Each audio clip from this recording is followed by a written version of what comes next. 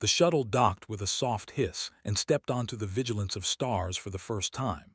She was 19 years old, average height, with dark hair tied back in a simple ponytail.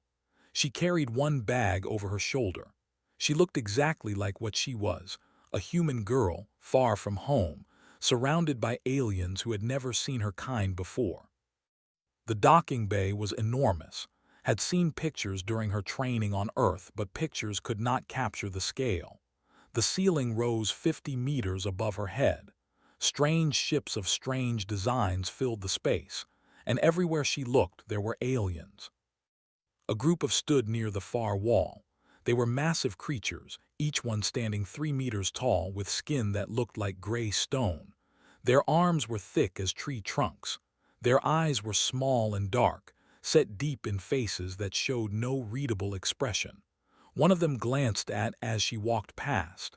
He made a sound that might have been a laugh. She kept walking. The orientation assembly was held in a large circular room at the center of the ship.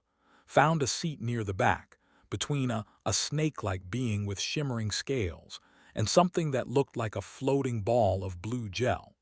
The gel creature introduced itself as Cadet. Its voice came from a small translator device embedded in its mass. "You are the human," said.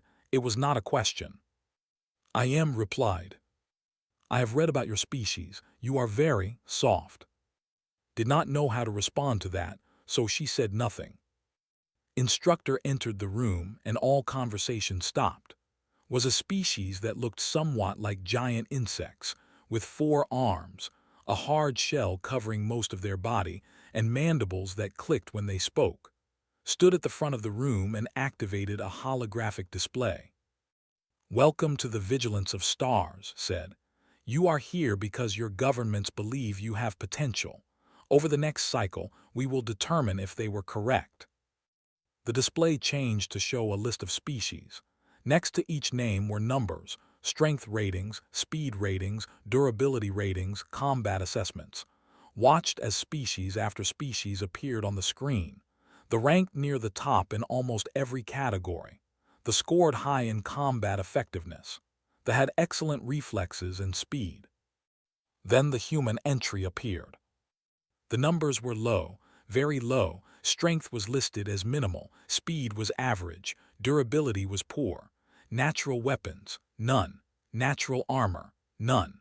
The overall combat assessment placed humans in the bottom quarter of all known intelligent species.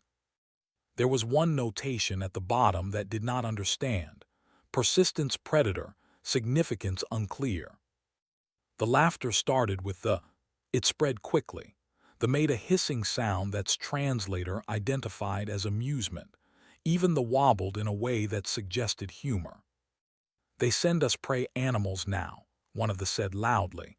His name was, and he was the largest of his group. What is she supposed to do? Bleed on the enemy?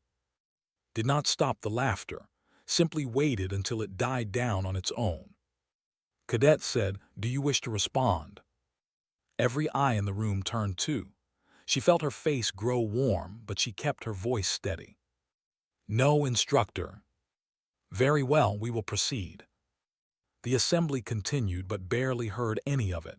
She was too busy thinking about what her training officer on Earth had told her before she left. They don't understand humans yet. Show them. But show them what? She was exactly what the numbers said she was. She could not lift what it could lift. She could not move as fast as a. She did not have armor like the or the strange flexibility of the. She was just human, just soft. The first 3 weeks were difficult. Every day brought new challenges, and every day finished near the bottom. In strength training, she could barely complete the basic exercises. The weights were calibrated for the average cadet, which meant they were calibrated for beings much stronger than any human. Struggled with loads that the lifted with one hand. In speed drills, the left everyone behind. Finished in the middle of the pack, which felt like a victory until she realized that middle of the pack still meant inferior to most of the cadets around her. Combat simulations were the worst. The programs were designed to test reaction time, tactical thinking, and physical capability, scored well on tactical thinking. She scored poorly on everything else. "The human is trying," observed one day in the mess hall. The had started sitting with at meals, perhaps out of curiosity, perhaps out of some strange form of pity. "This is admirable, but trying is not the same as succeeding." "Thank you for that insight," said dryly. "You are welcome. I have more insights if you wish to hear them." "I don't." At night, when the other cadets slept, ran. The ship had corridors that stretched for kilometers, maintenance tunnels that wound through the entire vessel, observation decks that offered views of distant stars. Ran through all of them. She ran until her legs burned and her lungs ached and her body begged her to stop. Then she ran some more. She also watched. This was something humans were good at, though it was not listed in the Coalition species assessment. Humans were observers. Humans were learners, and learned many things about her fellow cadets in those first 3 weeks. She learned that they were powerful but tired quickly. Their stone-like bodies required enormous energy to move, and after short bursts of activity, they needed rest. She learned that they were fast but required careful temperature regulation. If the environment grew too cold, they became sluggish and slow. She learned that they were excellent fighters but had blind spots in their vision due to the placement of their eyes. Every species had weaknesses. Every species had limits. But the Coalition had already decided that humans were weak. They had already written humans off as soft, fragile, unremarkable. They did not look for human strengths because they did not believe humans had any. Kept running, kept watching, kept waiting. Her time would come. She was sure of it. She just needed the right moment. And 3 weeks into her training, that moment finally arrived. The training schedule changed at the start of the 4th week. Physical conditioning was reduced. Combat theory was set aside. The new focus was unarmed combat, fighting without weapons, using only the body as a tool. For most species in the Coalition, this was considered a minor skill. Why would a need to learn unarmed techniques when their fists could punch through metal? Why would a study empty-hand combat when they had 4 arms and a grip that could crush bone? Unarmed combat was for emergencies, for situations where everything else had failed. But it was still part of the curriculum, and so the cadets gathered on the training deck for their first session. The training deck was a large square platform surrounded by reinforced walls. The floor was made of special material designed to absorb impacts. Kinetic dampeners were built into every surface. Medical drones hovered near the ceiling, ready to respond to injuries. The entire room was designed to contain the violence that would happen inside it. Instructor stood at the center of the platform. "Today we assess your baseline capabilities," announced. "You will be paired randomly for evaluation matches. These are not fights to the death. They are not fights to prove dominance. They are assessments. Show restraint. Show control. Show me what you can do." A holographic display appeared in the air, showing a spinning roster of names. The cadets watched as the names aligned themselves into pairs. "Watch 2. The roster stopped spinning. "Of clan." For a moment the training deck was completely silent. Then the laughter began. It was not cruel laughter, not exactly. It was the laughter of beings who found the situation absurd. A human against it was like matching a small bird against a mountain. There was no contest. There was no competition. There was only the question of how quickly it would end. Stepped onto the platform. He moved slowly, confidently, like a creature that had never known fear. When he reached the center, he looked at Instructor with something like annoyance. Instructor said, "This is beneath me. The human will be injured, perhaps badly. Is this what the Coalition wants?" "The Coalition wants an assessment," replied. "You will provide one." "By hurting her." "By fighting her. If she is injured, that is her responsibility. She has not withdrawn from the match." Turned to look at, who was still standing at the edge of the platform. His small, dark eyes studied her for a long moment. "Human," he said, "you should withdraw. I am not saying this to mock you. I am saying this because I do not wish to hurt something so small. There is no shame in recognizing what you are." Walked onto the platform. She did not walk quickly. She did not walk slowly. She simply walked, one foot in front of the other, until she stood 5 meters away from. Then she stopped and settled into a stance that none of the watching aliens recognized. Her feet were shoulder-width apart. Her knees were slightly bent. Her hands were open, not closed into fists, and they floated in front of her body at chest height. Her breathing was slow and steady. Her eyes were fixed on center mass, not his face. "What is that?" asked from the sideline. "What is she doing with her body?" No one had an answer. Stared at for a long moment. Then he made the sound that served as a sigh. "Very well," he said. "I will be gentle. I will simply pin you and end this quickly. It is the kindest thing I can do." "There is a saying on Earth," said. Her voice was quiet but clear. "The bigger they are, the harder they fall." Tilted his head. "I do not understand." "You will." Instructor raised one of their 4 arms. "The match will continue until one combatant surrenders, is rendered unable to continue, or I call for a stop. Understood?"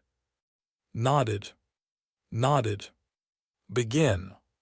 Moved forward. He did not charge. He did not attack. He simply walked toward with his arms slightly raised, ready to grab her. In his mind, this match was already over. He would take hold of the human, pin her arms, force her to the ground, and wait for her to surrender. It would take perhaps 5 seconds, perhaps less. He reached for her. His massive hand, large enough to wrap entirely around her torso, moved toward her shoulder. It grabbed empty air. Was not there anymore. She had slipped to the side, not backward, not away from him, but to the side. Her hand touched his extended arm just below the elbow.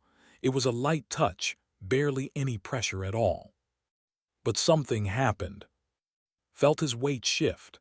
His balance, normally perfect, suddenly was not perfect anymore.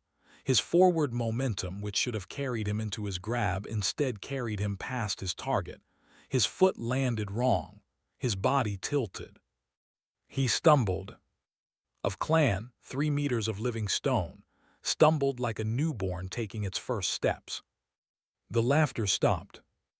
Every alien on the training deck stared in confusion. What had they just seen? The human had barely touched him. She had not struck him, had not pushed him, had not done anything that looked like fighting, and yet the had stumbled. Reset her stance. Same position as before, feet apart, knees bent, hands open, breathing slow. "Again," she said. Turned to face her. His expression had changed. The casual confidence was gone. In its place was something new, not quite concern, but close. Something was wrong. Something was not going the way it was supposed to go. "What did you do?" he asked. "I moved," said. "You should try to catch me." Came at her faster this time. His arm swept through the air in a strike that could have knocked down a wall. It was not a grab anymore. It was an attack. Ducked under it, not by much. The stone fist passed so close to her head that she felt the wind of its passage. But she ducked under it, and as she did, she stepped forward. Not backward, not away from the danger, but toward it. Into space. Inside his reach. Her palm pressed against his chest. Again it was light. Again it did not look like anything. But felt his weight shift again. Felt his momentum carry him in a direction he did not choose. Felt his leg meet something. Leg, placed precisely where it needed to be, and then physics took over. The crash to the training deck. The entire room shook.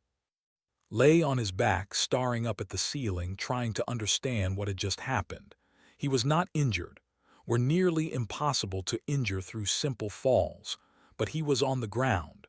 The human had put him on the ground. The human. He rose to his feet. His stone skin had flushed darker, the equivalent of embarrassment or perhaps anger. His voice was low and rough. "Tricks," he said. "Prey creature tricks. You fight with deception, not strength." Shook her head. "Not tricks," she said. "Technique. Humans spent thousands of years learning how to fight bigger opponents. We had to. On our planet, we were not the strongest. We were not the fastest. We were not the toughest.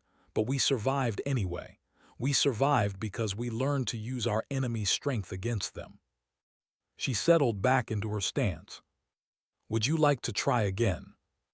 His eyes narrowed. The embarrassment faded. The anger remained. "Yes," he said, "I would." He charged with all the fury of his kind. They were not subtle creatures. They did not use tricks or techniques. They used mass and power. When a charged, the ground shook. When a struck, things broke. This was how they fought. This was how they had always fought, and it had always been enough. Expected the human to run. Any sensible creature would run from a charging. The smart move was to stay away, to keep distance, to avoid the crushing power that was coming toward her. Did not run. She waited, reached her and swung his arm in a massive horizontal strike. The blow would have broken bones. It would have shattered armor. It would have ended the fight instantly if it had connected. It did not connect. Dropped low, almost to the ground, and the stone fist passed over her head. Before could recover, she was moving again. Her hand grabbed his wrist, not to stop it, which would have been impossible, but to guide it. She pulled gently in the direction his arm was already moving. Spun, his own momentum, amplified by guidance, turned him in a complete circle. By the time he recovered, his balance was behind him. He turned to face her, confusion mixing with his anger. "How?" he demanded. "You have no strength. How are you doing this?" "Leverage," said. "Timing, physics. Humans learned these things because we had no other choice. We could not win through strength, so we learned to win through understanding. Understanding will not save you." Attacked again. This time he was more careful. He did not overcommit. He threw shorter strikes, quicker grabs, trying to catch the human without leaving himself open, but read each movement before it completed. She saw the tension in his muscles before his arms moved. She noticed the shift in his weight before he stepped. This was what humans did. This was the thing the coalition species assessment did not mention. Humans were not just persistent predators who chased their prey until it collapsed from exhaustion. Humans were also watchers, learners, adapters. They studied their enemies. They found patterns. They exploited weaknesses. Had been watching for 3 weeks. She knew how he moved. She knew how he thought. She knew that he relied on his strength and had never needed to develop real technique. Against others, this did not matter. Against her, it mattered very much. She avoided another grab and redirected another strike. Each time attacked, he expended energy. Each time she avoided him, she conserved hers. The math was simple. They were powerful but tired quickly. Humans were weak but could keep going far longer than almost any species in the galaxy. The watching cadets began to murmur among themselves. This was not what they had expected. This was not what anyone had expected. The human should have been pinned in seconds. Instead, she was still standing, still moving, still making the look foolish. "She is doing something," the cadet whispered. "Some kind of fighting style. I have never seen it before." "Humans have many fighting styles," they observed. "I read about this during my preparation. They call them martial arts, but I did not think they would be effective against a." Neither did I. On the platform was growing frustrated. Sweat, or whatever the equivalent was, had begun to form on his stone skin. His breathing was heavier. His movements were slightly slower. He had been fighting at full intensity for several minutes, and his body was beginning to feel it. Noticed. She started to move differently now. Instead of simply avoiding his attacks, she began to counter them. A grab became an arm lock that forced to bend awkwardly. A strike became an opportunity to unbalance him. Each counter was small, harmless, but each one cost more energy to recover from. You are tiring, said, not mocking, just stating a fact. Do not tire. All things tire, it is physics. Roared a sound like grinding mountains, and threw himself at her with everything he had left. It was not a skilled attack. It was desperation. It was the attack of a creature who had never lost and did not know how to handle the possibility of losing. Could have avoided it, she saw it coming long before it arrived. But avoiding it would not end the fight. Avoiding it would only prolong things, and was tired of being dismissed, tired of being called soft, tired of being treated like prey. She stepped into the attack. His hand caught her shoulder. Not a clean grab, she had twisted at the last moment, but enough. His fingers closed around her arm, and for the first time in the fight he had her. Pain shot through his shoulder. The grip was not at full strength, but it did not need to be. Even a partial grip was enough to cause damage. She felt something shift in her joint, maybe a fracture, maybe just a strain. Either way, it hurt. Got you, said. But he was wrong. Looked up at him. Her face was tight with pain, but her eyes were calm, too calm. There was something in those eyes that did not understand, something that did not look like defeat. You are right, she said. You got me. She smiled. Now I do not have to hold back. Before could ask what she meant, moved. Her free hand came up, palm open, fingers straight. It was not aimed at. It was aimed at the training deck beneath her feet. She drew a breath, deep, controlled, the kind of breath that filled the entire body with oxygen, that prepared every muscle for maximum exertion. And then she struck the deck. The sound was like thunder. The kinetic dampeners built into the training deck screamed as they tried to absorb the impact. Warning lights erupted across the walls. The floor, reinforced plating designed to withstand combat, cracked. Fissures spread outward from the point of impact like a spiderweb. The entire platform shook so violently that several watching cadets fell over. Released her out of pure shock. He stepped backward, staring at the cracked deck, staring at the small human who had just done something impossible. His mouth opened, but no words came out. Rose to her feet. Her hand was shaking. Her shoulder was definitely damaged now, but she stood straight and met's eyes. Do you understand now? She asked. He did not answer. He could not answer. The training deck was broken. The human had broken it with one strike. Everything the coalition believed about humans had just been proven wrong. The silence on the training deck was absolute. Every cadet stood frozen in place. They had stopped breathing. They had gone completely still, their scales rigid with shock. Even the had stopped wobbling. Every eye was fixed on the cracked floor and the small human standing at its center. Instructor was the first to move. They walked onto the platform, 4 arms held carefully at their sides, mandibles clicking rapidly. They stopped at the edge of the cracks and looked down at the damage.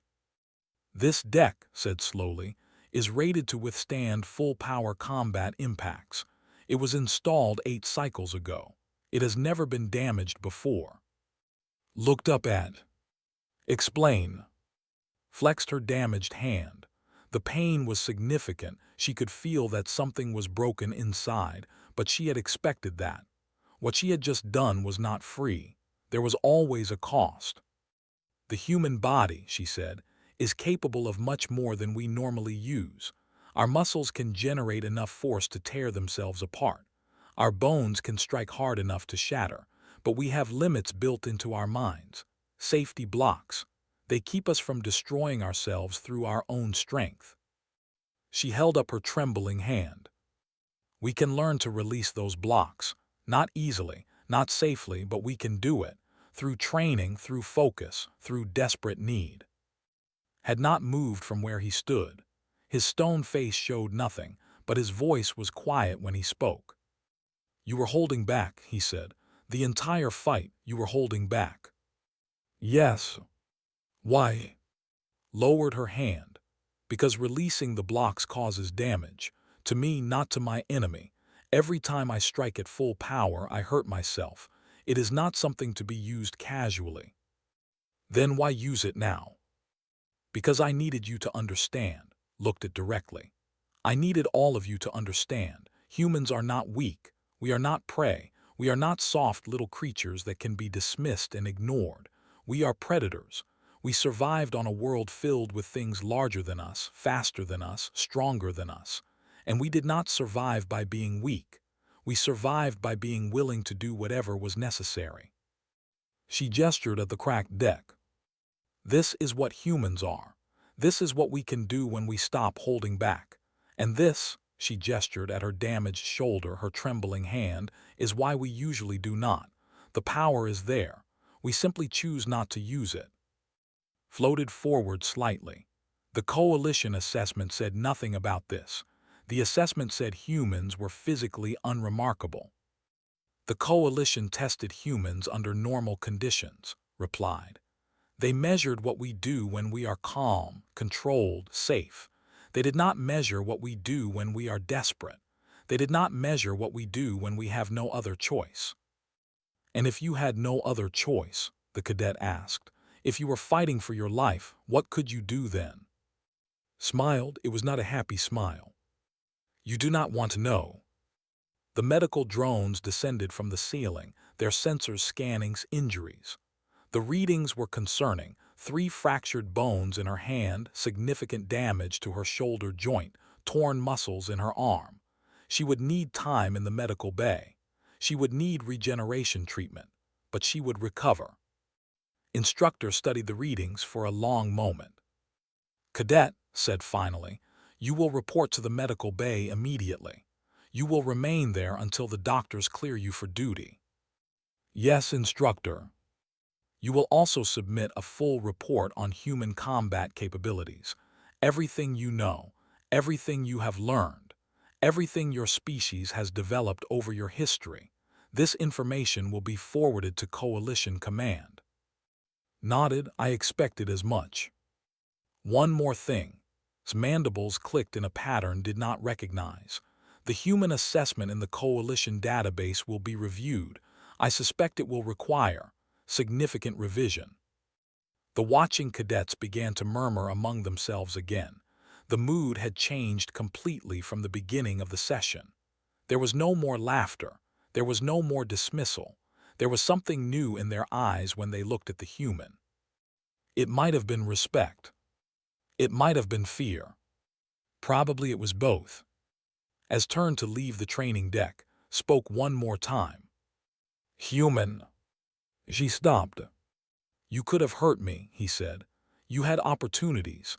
When I was off balance, when I was tired, when I was not expecting it. You could have struck me the way you struck the deck, but you did not. No, agreed, I did not. Why? Considered the question. There were many answers she could give. She could talk about restraint, about discipline, about not wanting to cause unnecessary harm. All of those answers would be true, but they were not the whole truth. Because I did not need to hurt you, she said finally. I only needed to show you what I could do. Hurting you would have proven that I was dangerous. Not hurting you proves that I am in control. Stared at her for a long moment. Then he did something no one expected. He lowered his head, just slightly, just enough to be noticeable. It was a gesture of acknowledgement, not submission, did not submit to anyone but recognition. Recognition of an equal. I understand, he said. Nodded and left the training deck. Behind her the cadets began talking, loudly, excitedly. Some were scared, some were impressed. Some were already thinking about what this meant for the coalition, for the war that everyone knew was coming, for the future of every species in the galaxy. The human had broken a deck rated for combat. The human had done it with one strike. The human had held back while doing it. Everything they thought they knew about humans was wrong. And if they were wrong about this, what else were they wrong about? In the medical bay, sat on a treatment table while machines worked to repair her damaged body. A doctor, another, smaller than, studied her readings with obvious confusion. Your bones should not have been able to withstand this impact, the doctor said. Your muscles should not have been able to generate this force. The physics do not make sense. Human physics work differently, replied. That is not how physics works. Smile, tell that to the training deck. The doctor made a sound that might have been a laugh or might have been frustration. Outside the medical bay, the story of the human girl was already spreading through the ship. By the next day, it would reach the communications network. By the end of the week, it would be transmitted to Coalition Command. By the end of the month, it would be known on every world in the Alliance. Humans were not what everyone thought they were, and the galaxy would never look at them the same way again. 3 days passed before was released from the medical bay. The regeneration treatment had healed her bones. The torn muscles had been repaired. The damage to her shoulder was fixed completely, leaving no trace that it had ever been injured. Medical technology was excellent. Within hours of beginning treatment, his body was stronger than it had been before the fight. But the doctors had kept her for observation anyway. They wanted to study her. They wanted to understand how a human body could do what hers had done. They ran tests. They took samples. They asked questions that did not always know how to answer. In the end, they let her go with confused expressions and detailed reports that would be analyzed by experts across the coalition. Returned to her quarters to find them exactly as she had left them. Her single bag sat in the corner. Her bed was neatly made. The small porthole window showed the same stars it always showed. But something was different. On her pillow sat a small stone. It was smooth and dark, polished to a shine. Strange symbols were carved into its surface, markings that did not recognize but suspected she understood. She picked it up and felt its weight in her palm. It was heavier than it looked, dense and solid. A stone, a warrior's token. She did not need to ask who had left it. A knock came at her door. She opened it to find the floating in the corridor, translator device blinking softly. You have a visitor, said. Several visitors, actually. They are waiting in the common area. I told them you might be tired, but they insisted. Who? Everyone. Walked to the common area with the stone still in her hand. What she found there surprised her. The room was full. Cadets from every species filled the space, standing in groups, sitting on available surfaces, floating in the case of fellow. They turned to look at her as she entered, and the conversation stopped. At the front of the group stood. He looked different somehow. His posture was the same, massive, imposing, impossible to ignore, but something in his manner had changed. He stepped forward and stopped a respectful distance from. You have my stone, he said. I found it on my pillow. I put it there. On my world, we give these stones to warriors who earn our respect in combat. It is called a owl, a recognition of equals. Looked at the stone, then back at, I did not defeat you. No, instructor stopped the match before there could be a winner, but that does not matter. You earned my respect anyway. Paused. I have never given a owl before. I am not sure I am doing it correctly. It seems correct to me. The cadet slithered forward next. Their name was, and had barely spoken to them during the first 3 weeks of training. Scales shimmered as they moved. I laughed at you, said. During orientation, when the assessment was shown, I laughed because I thought you were weak. Many people laughed. Yes, but I should not have been one of them. I was wrong, and I wanted you to know that I understand this now. Behind, more cadets stepped forward. One by one, they spoke too. Some apologized for dismissing her. Some asked questions about human capabilities. Some simply wanted to introduce themselves properly, to start over, to treat her as an equal rather than an afterthought. Floated beside throughout the process, offering quiet commentary. This is unprecedented, observed. In my species' memory, which goes back many generations, I cannot find a record of a coalition assessment being proven so thoroughly wrong. The information networks are already buzzing with the story. Analysts are requesting your training reports. Strategists are asking about human military potential. I just wanted to be treated fairly, said. You have achieved much more than that. The door to the common area opened. An instructor entered. The cadets made room for the instructor, who walked to where stood. Cadet said, I have news. Yes, instructor. The human species assessment has been officially revised. Coalition Command reviewed the footage from your training match. They have also reviewed the reports submitted by our medical staff and the testimony of witnesses. The new assessment was published an hour ago. Pulled up a holographic display. Saw the familiar format, the species name, the categories, the ratings, but the numbers were different now. Very different. Strength was listed as variable, with a note about potential upper limits being unknown. Combat assessment was flagged with a high caution warning. A new category had been added, adaptability. Humans scored near the top of the scale. At the bottom of the assessment was a block of text that had not been there before. Special notation. Human physical capabilities appear to exceed baseline measurements under conditions of stress, training, or necessity. Upper limits have not been established. Recommend cautious engagement. Recommend alliance maintenance. Do not underestimate. Do not assume limitations. And in smaller text beneath that, species demonstrates high potential for tactical contribution to coalition forces. Recruitment priority elevated. The coalition has reclassified your entire species, said. You are no longer considered a minor contributor to the alliance. You are now classified as a strategic asset. Read the assessment twice, then she looked at. All because of one fight. All because of what that fight revealed. The coalition makes decisions based on data. You provided data that contradicted our previous assumptions. We adjusted our conclusions accordingly. His mandibles clicked. This is how rational beings behave. The other cadets watched in silence. They understood what was happening. The human's position had changed. Her species' position had changed. And by extension, everything about how the coalition would operate had changed. Stepped forward again.